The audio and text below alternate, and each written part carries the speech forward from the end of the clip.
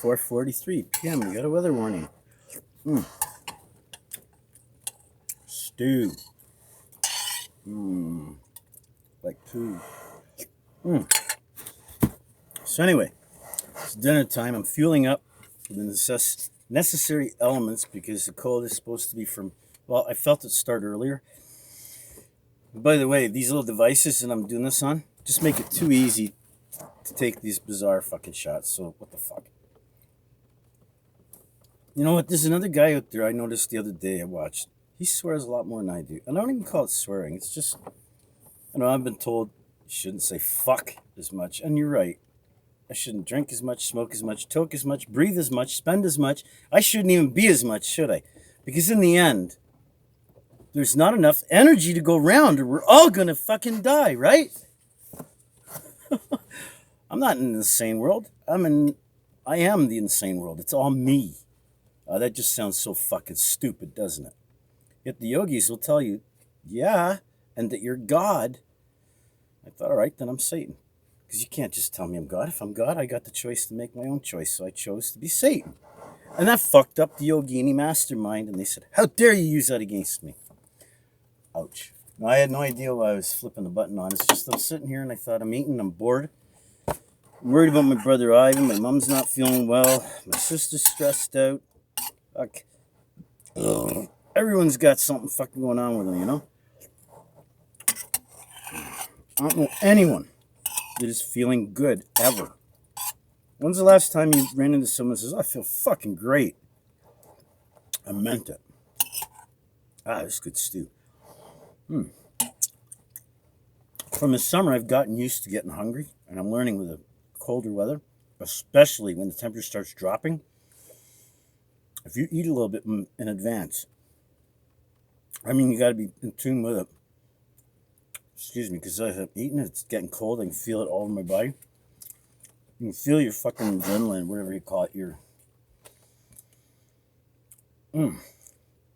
There's a chunk of meat. I had to really chew it good.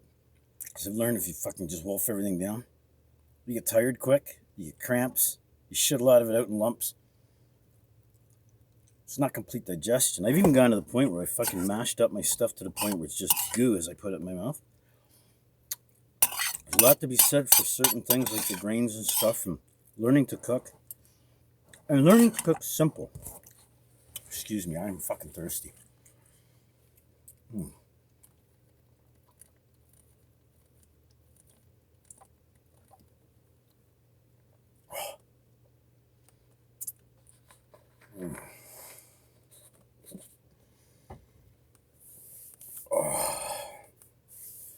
Ooh, that feels better. So, I figured it might be a day or two before I can do another video. Might not, I don't know. But I know last time it got cold, I was fucking going nuts trying to stay warm. Now, it's already been dropping steadily. It's quite windy out, but I've not noticed really a significant drop in here. Like, I can walk around in bare feet.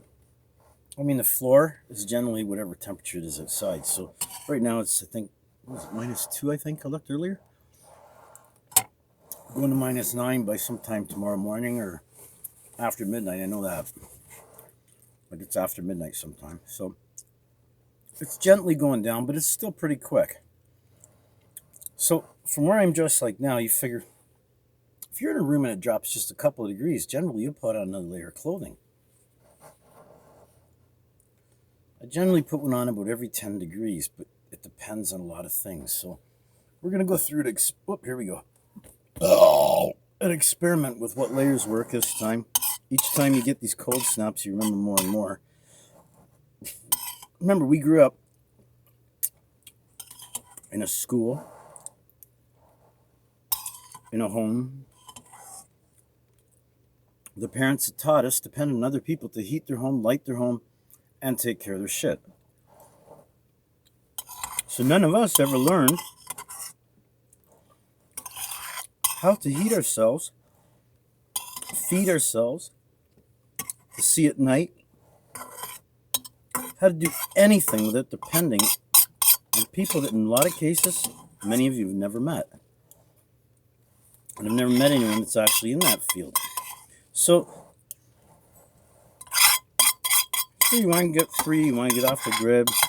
I'm not interested in getting off the grid. For fuck's sake, I wouldn't be on the internet if I want to get off the grid.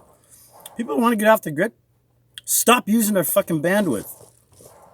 Do as you say you're going to do and fuck off. Don't tell us about it. Just go. You know? But for the rest of us who are trying to get an identity here, for fuck's sake, how hard should it be? Okay. Now, I have a choice. I can wash this pan. There's only a little bit, and I take that water and I put it into my mason jar where I actually make coffee. I can wash it just a little bit and then drink it, because you don't waste anything. Or just rinse it and dump it, or you do combinations of things. Right now, because I don't want to get up immediately, I've got a little tray area over here. So whenever I eat something, I just put it there. It's far enough away now that the rats will come out, and they'll generally lick that up in a few minutes if it's something they like. The ones here, I've brought in so many seeds and stuff from outside that I don't think you're going to really have to go hungry. Every scrap I got goes missing. As soon as I leave it out, 5 minutes later, I come back, it's gone. I haven't had any problems with raccoons or any other animals. The rats, for the most part, with a few exceptions, they're generally quiet all the time. Now, this morning, as the temperature was noticeably starting to drop, they got very, very noisy through here. I actually had to, like, hey, shut up and bang on the walls a bit to just shut them up.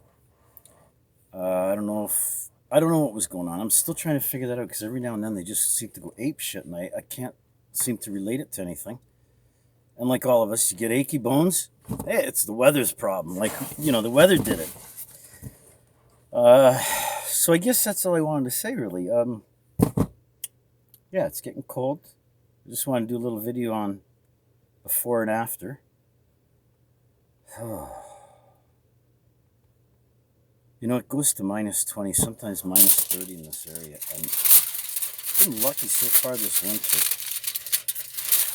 I fucking hate it when it's really, really cold. I mean, just because you know how to get through it and keep warm, it does tax you. Like, it fucking puts a strain on your system.